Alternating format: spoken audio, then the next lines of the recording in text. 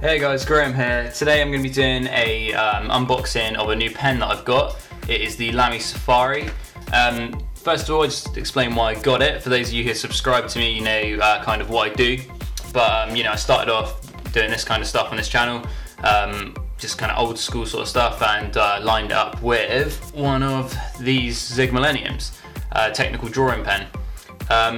They're good, it works, everything works absolutely fine. The only thing that I kind of wanted to try and improve on a bit was the fact that the pen kind of line work didn't really match up with shading quite well enough. I just kind of wanted it all to perfectly blend. So what I tried doing is moving on to stuff like this.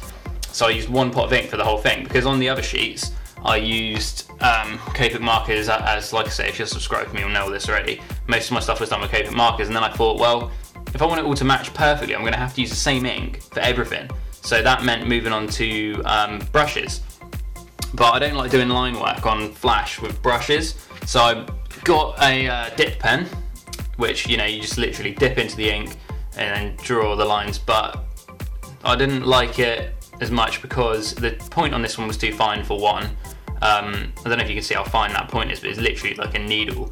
So when you're kind of doing the line work, it kind of scratches up bits of paper, and you'll get a bit paper clogged on the end, and you get a really thick line in some places, and you have to go back over, wipe off the bit on the end of the pen, and then go back over. And also with dip pens, I don't know whether it's just because I was rubbish and I couldn't use them properly, but sometimes, every now and again, you do get like a blob run off the reservoir in the pen just straight onto the paper. And yeah, you can get different size nibs on these pens, so it wouldn't have to be that scratchy and thin. But I just once I'd used the dip pen, I thought they were kind of cool, but I didn't really like them enough, so I've decided to move on to something else. And the easiest option, I thought, would be to get a fountain pen. So I didn't just want any old fountain pen, because the shading, the ink that I used for the shading, the background wash on my new flash, that black and grey stuff, is actually this sepia FW acrylic ink, and it's really good. I love this stuff actually. Now I've used it. The only thing I don't really like about it's got a bit of a glossy finish to it, so I might try some others, but for now this is really good. So I wanted to use that in the pen, and obviously you can't do that with cartridges. You can't get cartridges filled with them. So I found this pen, and you can get piston operated filling converters, which convert the fountain pen so they can work with any ink you want, which is exactly what I wanted. I know there's probably different brands out there that do them, but this one seems to be really popular, and I like the way it worked. So anyway, yeah, onto the unboxing.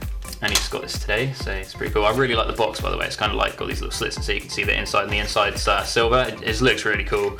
So yeah, double boxed, and yeah, both components are in here because I bought them together from the same supplier. But yeah, this is the pen. It comes with this little band on it to stop you tightening it up too much, because it's got an ink cartridge in there that they give you for free. Obviously, if you tightened it up, it'd kind of pop in. Don't want that happening. So yeah, get rid of that.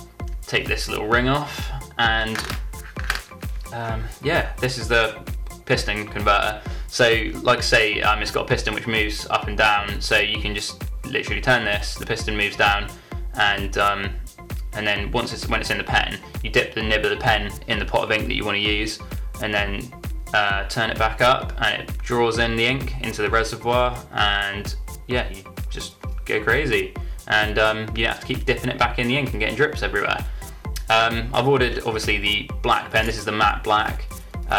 There's different colours you can get, and there's a clear one which I really like the look of. I was going to buy that one because I thought it's really cool that you can kind of see how much ink you got in the pen, but then they've got viewing windows in them anyway to see how much ink you got left, so it's not too bad. When you hold that up to the light, I'm sure you'll be able to see pretty clearly.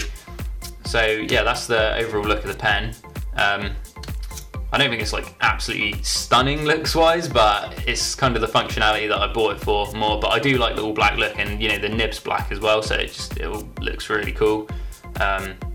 It's just not very vintage. I like the old vintage look, but yeah, we'll see how this fares in my next videos, and I'll do a video on how to fill them as well, or like a filling tutorial if anyone wants to see exactly how it's done. But yeah, this is what I'm going to be using in my future videos, at least my next few videos. So if you want to buy one, I'm going to stick the link in the description. I'll stick the link in the description to this stuff as well if you want to pick some up to follow along with the videos. If you're subscribed to me, you know I do like tutorials, so you can kind of, you know, follow along, get a good idea of kind of what I'm doing. So yeah, if you want to follow along to my next ones, that's what you're going to need. It's a lot cheaper than what you had to get to follow along my last videos, because the Copic markers are real expensive, the lining pens and everything like that. So yeah, you'll need that, and you'll need some paintbrushes. I've got this paintbrush for doing the background wash. It's Pro Art Series 62 square shader.